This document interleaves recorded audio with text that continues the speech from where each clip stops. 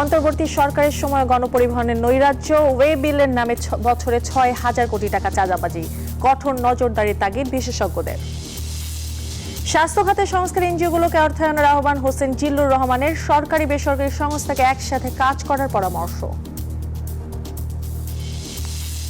কানাডার ইস্পাত ও ধাতু আমদানির ওপর বর্ধিত শুল্ক আরোপ স্থগিত ট্রাম্পের। 25% শুল্ক এখন অব্যাহত, আজ থেকে কার্যকর।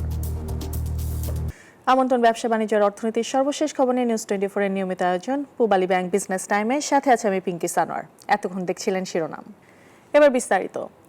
ওয়ে বিলের নামে পরিবহন খাতে দেশ জুড়ে চলছে চাঁদাবাজি। বছরে লোপাট প্রায় ৬,০০০ কোটি টাকা। সবচেয়ে বেশি চাঁদা দিতে হয় পণ্য পরিবহনে, যা বাজারে দ্রব্যমূল্য বাড়িয়ে দেয় বলছেন বিশেষজ্ঞরা। একটি বেসরকারি প্রতিষ্ঠান গবেষণায় বিপুল এই চাঁদাবাজি তথ্য উঠে এসেছে। এদিকে দায় নিতে নারাজ পরিবহন মালিক সমিতির নেতারা। নাইমাল জিগর প্রতিবেদন।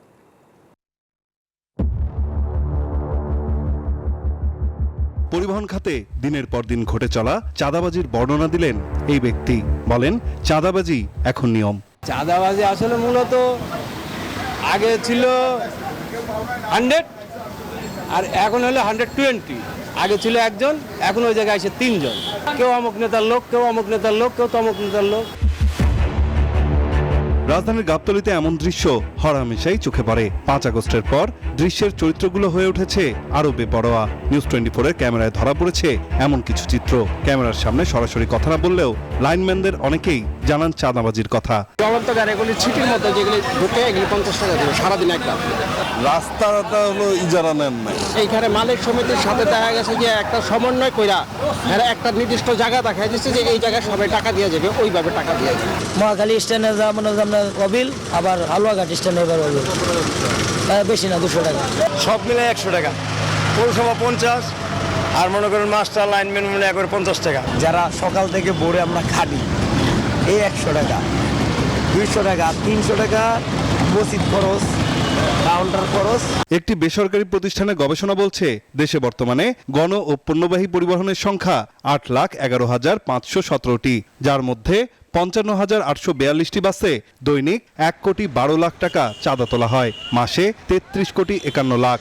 বছর ঘুরে হিসেব দাঁড়ায় 402 কোটি টাকায়। 4,13,041টি ট্রাক, কাভার্ড ভ্যান, পিকআপ থেকে দিনে চাঁদাবাজি 1,26,00,000 টাকা। মাসে 247 কোটি 82 লাখ, আর বছরে তোলা হয় 2,974 কোটি টাকা। অটোরিকশা থেকে দৈনিক চাঁদার পরিমাণ 6,85,00,000 টাকা, বছরে 2,500 কোটি টাকার বেশি। এ ধরনের চাঁদাবাজির দায় নিতে নারাজ পরিবহন মালিক সমিতির নেতারা। একজন জানালেন, সংগঠনের নামে কেউ চাঁদাবাজি করলে ছাড় দেয়া হবে না। টিকিট হলো কাটতে হয় না, সেটার সাথে হলো পরিবহনের সংশ্লিষ্ট যারা তাদের হলো ওটা থেকে টাকা বেতন টেতন হয় না। কেন হবে ওটা থেকে? টিকিটের থেকে কেন হবে? তারা অফিস ভাড়া আছে, টিকিটিং আছে, তাদের কর্মচারী আছে, সিরিয়ালম্যান আছে, তাদের অফিস স্টাফ আছে, তাদের অন্যান্য আনুষঙ্গিক আপ্যায়ন আছে, খরচা আছে। এই খরচাটা মেটানোর জন্য তারা নিজেরা, ওই কোম্পানি, এখানে কোনো অ্যাসোসিয়েশন নেই, এখানে কোনো সমিতি নাই, তারা একটা পরিচালনা করে, তারা নিবে। বিশেষজ্ঞরা বলছেন, এই বিপুল চাঁদাবাজির প্রভাব পড়েছে নিত্যপণ্যের দরদামে।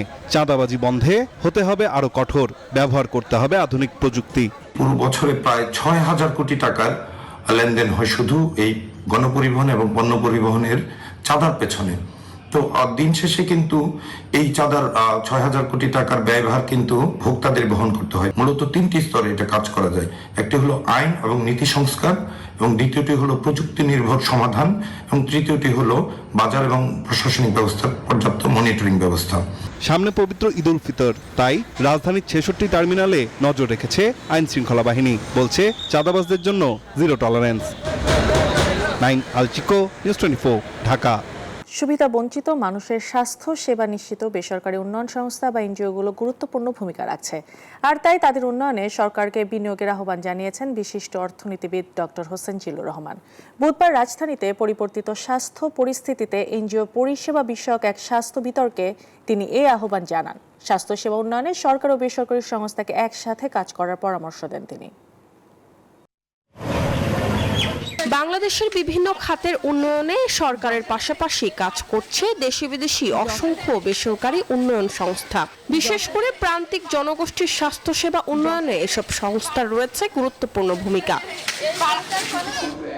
বুধবার রাজধানীর সিরডাপে এক স্বাস্থ্য বিতর্কে উঠে আসে স্বাস্থ্য খাতে এসব এনজিওর অবদান ও চ্যালেঞ্জের নানা বিষয়। তহবিল সংকট ও নানা সীমাবদ্ধতার কারণে চ্যালেঞ্জের মুখে আছে এসব প্রতিষ্ঠান। ফাইন্যান্স কিন্তু আমাদের বাইরের ফাইন্যান্স, আমরা জানি যে আমরা এমনি চ্যালেঞ্জে ছিলাম, ইকোনমিক গ্রাজুয়েশনের জন্য বিদেশি সাপোর্ট কমছে, সেহেতু এনজিওর ফান্ডিং কমছে। কিন্তু এনজিওর ফাইন্যান্সিং কিন্তু শুধু একমুখী বিদেশি না, নানানভাবে কিন্তু ফান্ডিং হয়।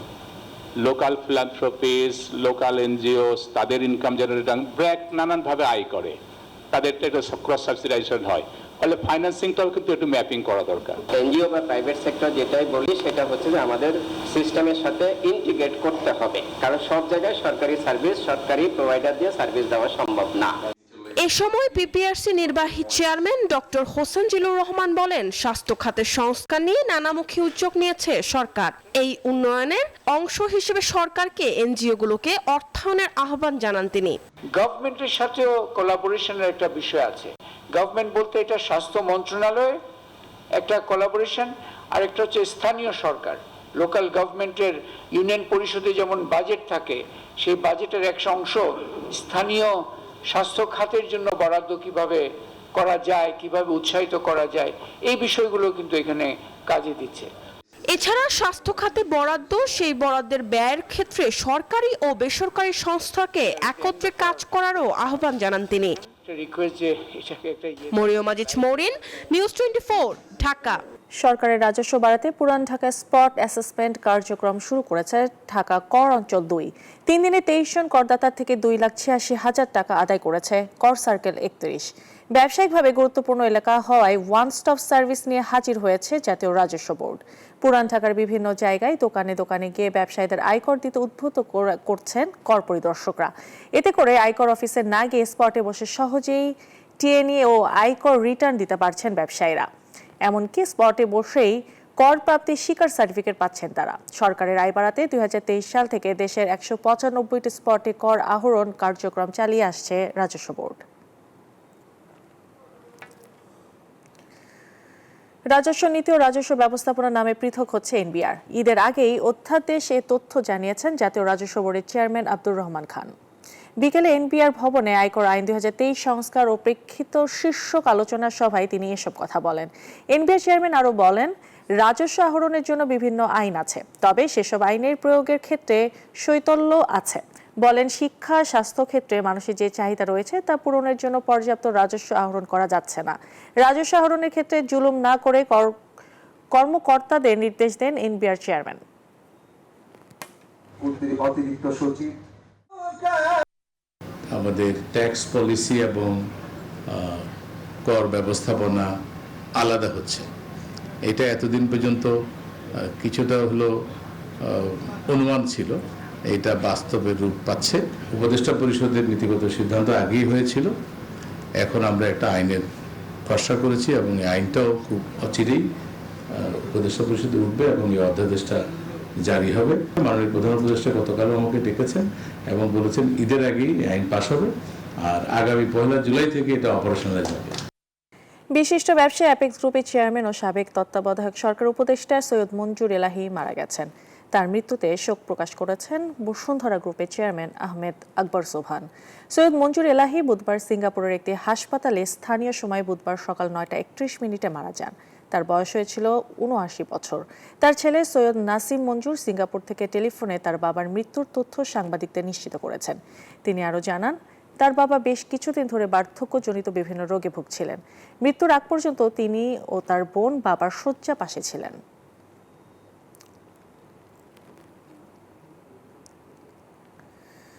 কানাডার ইস্পাত ও ধাতু আমদানির উপর মার্কিন শুল্ক দ্বিগুণ করে 50% করার পরিকল্পনা স্থগিত করেছেন মার্কিন প্রেসিডেন্ট ডোনাল্ড ট্রাম্প।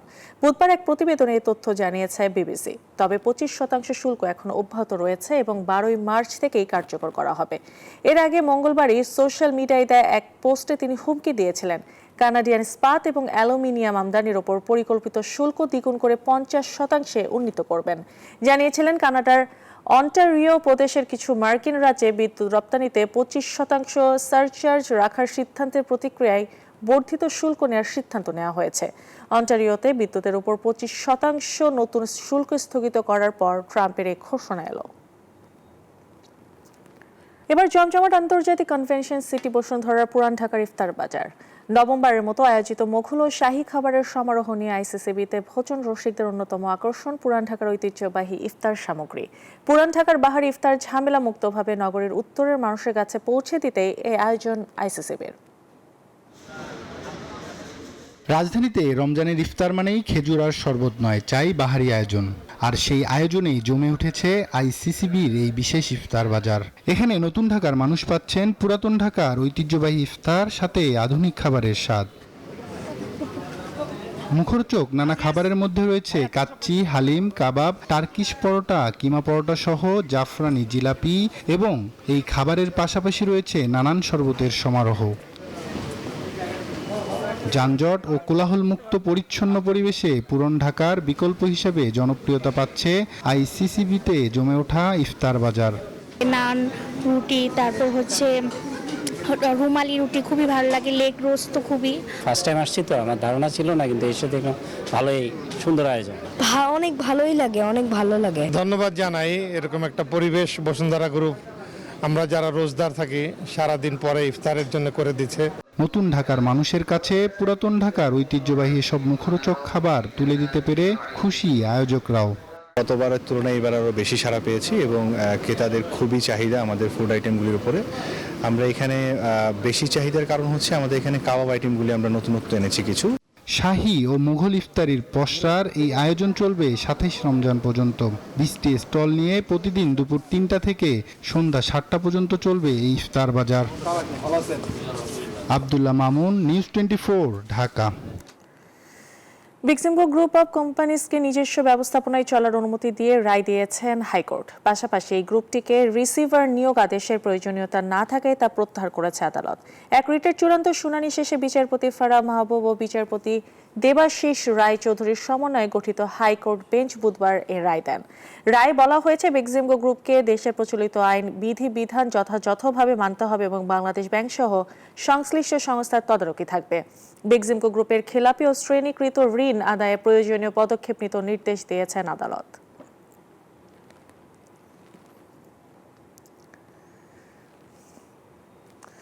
দেশের প্রধান পুঁজিবাজার ঢাকা স্টক এক্সচেঞ্জে মূল্যসূচকের উত্থানে লেনদেন ছাড়িয়েছে 450 কোটি টাকা। তবে অপর বাজার চট্টগ্রাম স্টক এক্সচেঞ্জের সূচক বাড়লেও কমেছে লেনদেনের পরিমাণ।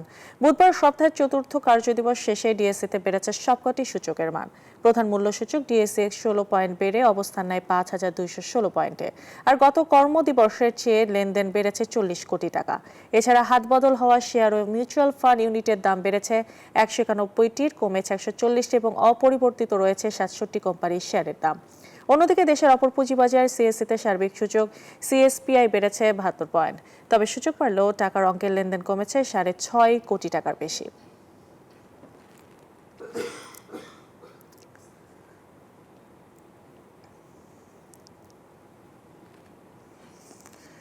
এই ছিল পূবালী ব্যাংক বিজনেস টাইম। এখনকার মতো আয়োজন এতক্ষণ সাথে থাকার জন্য ধন্যবাদ সবাইকে।